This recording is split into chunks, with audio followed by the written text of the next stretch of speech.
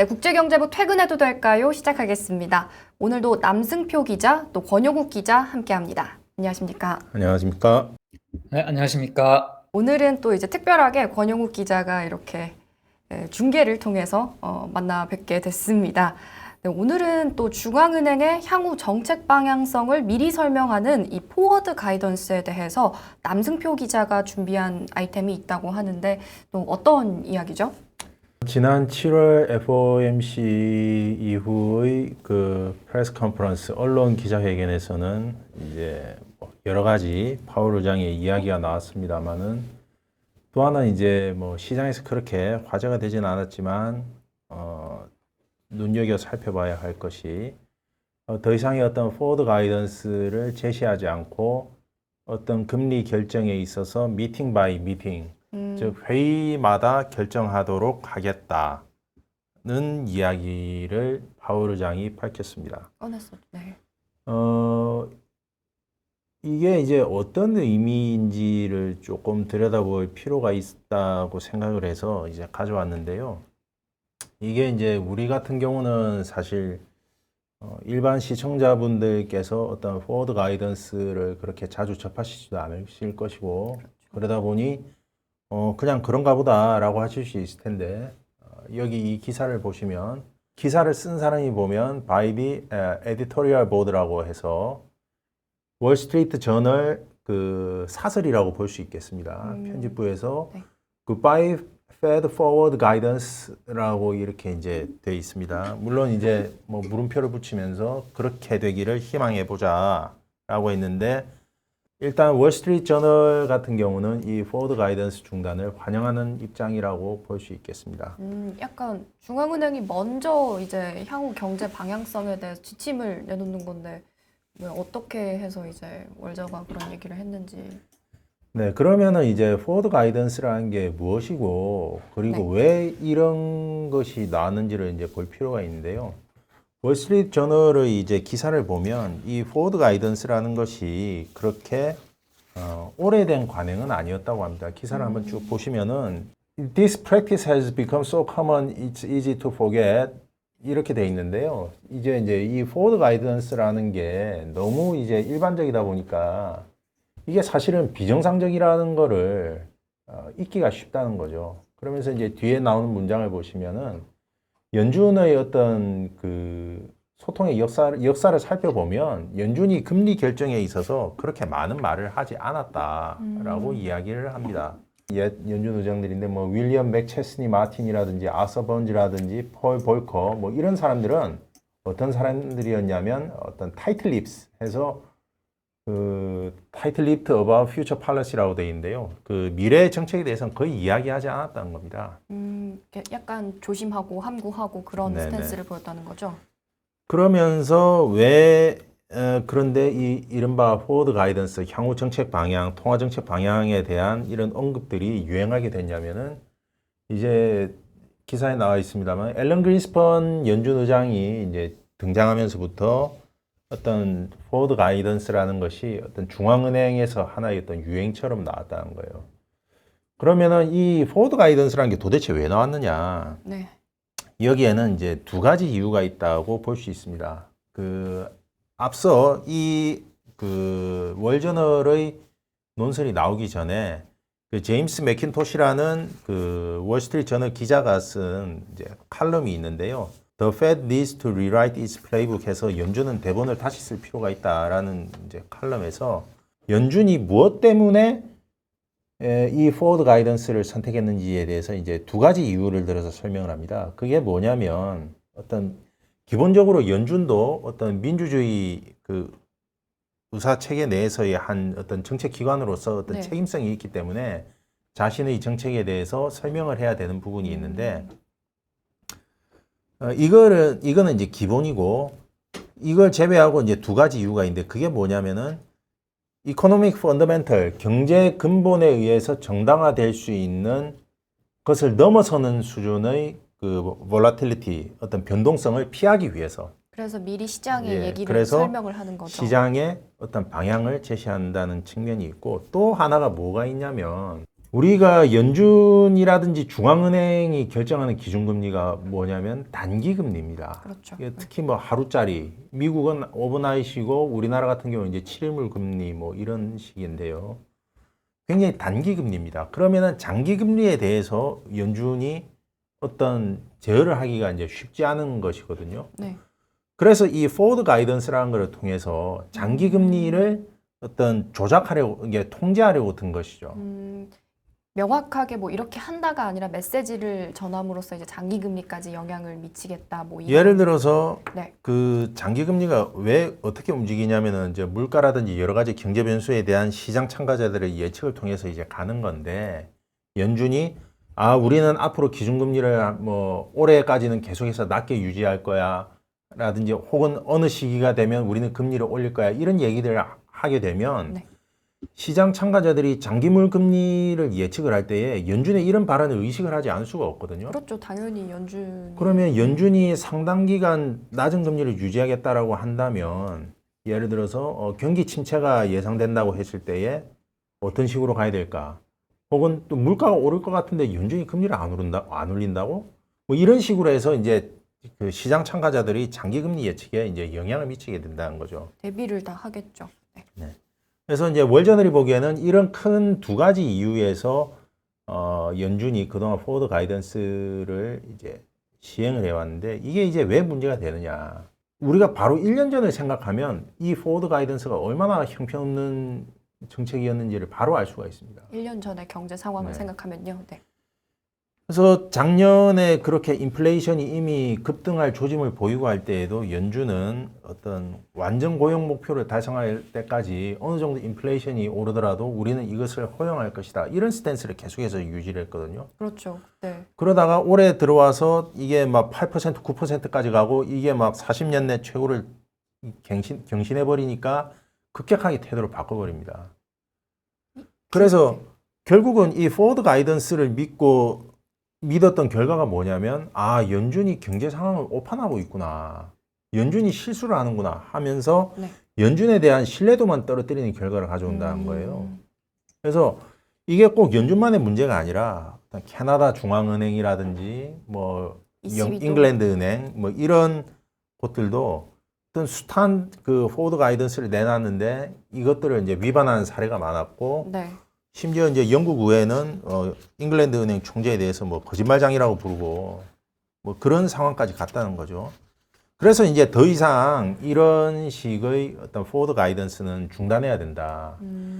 특히 이제 저널에서 지적하는 건 뭐냐면 그 시장이 여러 가지 지표들이 나오지 않습니까? 네, 그렇죠. 그러면 그 지표들에 기반해서 시장 참가자들이 어떤 자신들의 어떤 예측을 내놓게 되고 네.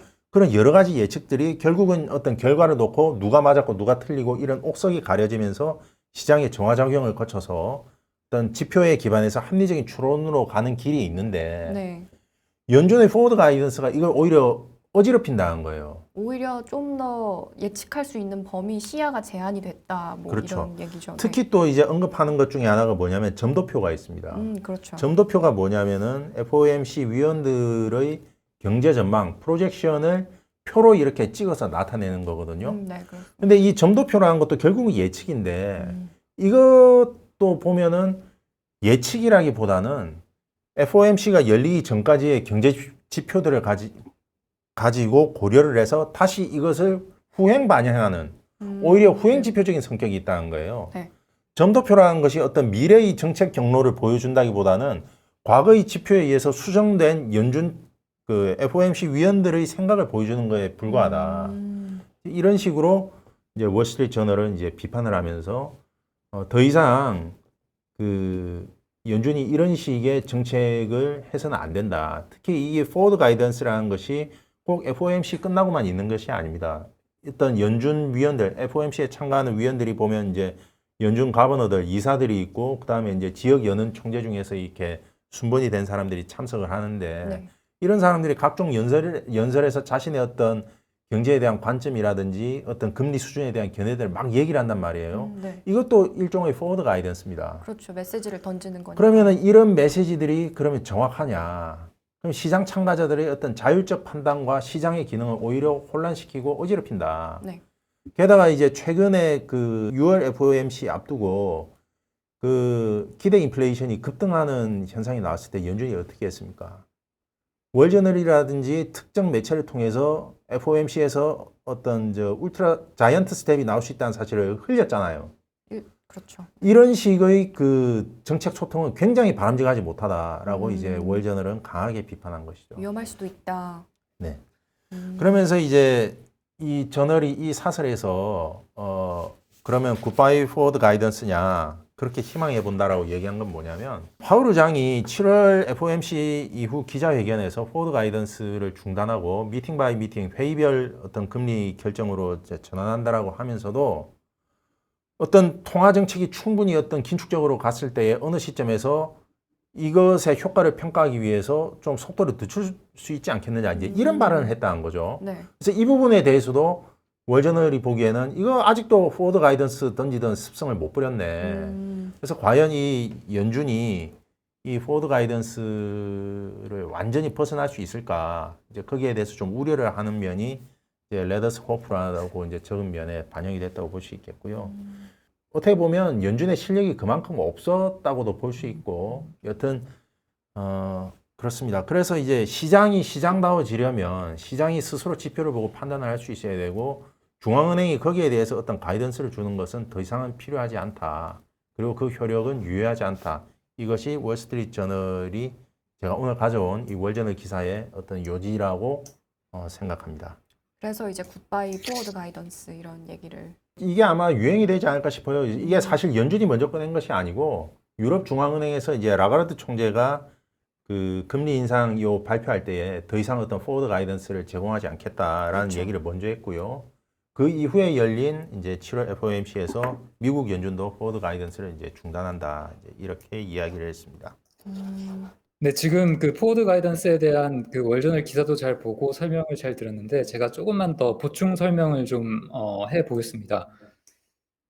그 포워드 가이던스가 연준 보고서에 따르면 1950년대부터 연준 위원들끼리 논의는 됐었다고 해요. 근데 지금까지 적극적으로 포워드 가이던스를 채택을 하지는 않았었다고 합니다. 그만큼 포워드 가이던스가 가지는 어떤 단점이 많이 있었기 때문에 그랬던 것 같은데요. 그러니까 포워드 가이던스라는 게 아까 장기금리 얘기를 해주셨는데 장기금리라는 것은 어떤 경제적인 요인, 경제적인 전망도 있겠지만 단기금리에 대한 전망도 장기금리에 반영이 되는 거거든요. 그런데 최근에 기준금리가 제로 수준까지 내려왔는데 거기서 글로벌 금융위기를 맞아서 경기를 더 추가적으로 더 부양하고 싶은데 단기금리는 못 내리는데 장기금리도 계속 낮게 유지를 시켜주고 싶다. 그렇게 해서 최근에 나온 게 이제 글로벌 금융위기 이후의 포워드 가이던스인데 그러니까 장기금리를 낮게 고정시키는 그런 역할을 했었던 거죠. 순기능을 했었던 거죠. 단기금리를 통제하는 거에서 이제 제로 수준으로 한계가 왔으니까. 그러니까 이런 상황 자체가 지금이랑은 좀 너무 다르고 결국은 이 포워드 가이던스가 글로벌 금융 위기 이후에 그러니까 정착이라기보다는 이제 도입이 되면서 이때 당시에는 약간 단기 금리, 조금 좀 낮은 금리 이런 상황 속에서 들어오기 시작했던 건데 뭐 인플레이션이 굉장히 높아지고 금리도 높아지고 상황이 굉장히 많이 달라졌기 때문에 이렇게 포워드 가이던스를 쭉 이어가기가 어려운 상황이고 그래서 중앙은행들이 결국은 인플레이션을 낮추겠다. 이게 결국은 지상 과제다. 이렇게 조금 방향성을 틀고 있는 거 아닌가 하는 생각이 들기도 합니다. 뭐 그래서 결국은 시장은 시장에게 돌아가야 된다. 그래서 경제 지표도 시장과 관련된 시장에 영향을 미치는 중앙은행 인물들의 발언이 아니라 결국은 데이터에 중심을 둬야 된다. 뭐 이런 전망도 이런 분석도 나오고 있더라고요. 네, 사실 그 데이터에 의존한다라는 게 그동안 없었던 건 아니잖아요. 그동안 그거는 중앙은행의 통화 정책 결정하는 거에 있어서 정석인데 지표 의존적이라는 것은. 근데 이런 상황에서 포워드 가이던스가 이제 사라지면 당분간은 시장은 좀 많이 혼란스러울 것 같아요. 그러니까 지표를 큰 흐름에서 지표를 보는 게 아니라 그 단편적인 지표 결과 하나하나만을 놓고 그 당시에 시장이 크게 출렁인다든지 이런 이제 또 아이러니를 낳는 것이죠. 그래서 지난 2013년에는 사실 이제 권영욱 기자가 이야기하셨던 것처럼 벤 버냉키 연준 의장이 어떤 2010년 무렵부터 캐나다 중앙은행을 참고해서 어떤 포워드 가이던스를 던졌지만 사실 우리가 잘 기억하는 게 2013년도에 버냉키 의장이 연준의 어떤 대차 대조표 축소 테이퍼링에 이제 들어가겠다고 했을 때 이른바 테이퍼 텐트럼이라고 해서 시장의 변동성을 줄이기는커녕 오히려 시장 발작을 가져왔다는 것이죠. 그래서 이런 부분들을 봤을 때에 좀 월저널 입장에서는 이게 득실을 계산하면 결국은 포워드 가이던스는 부작용이 더 많다.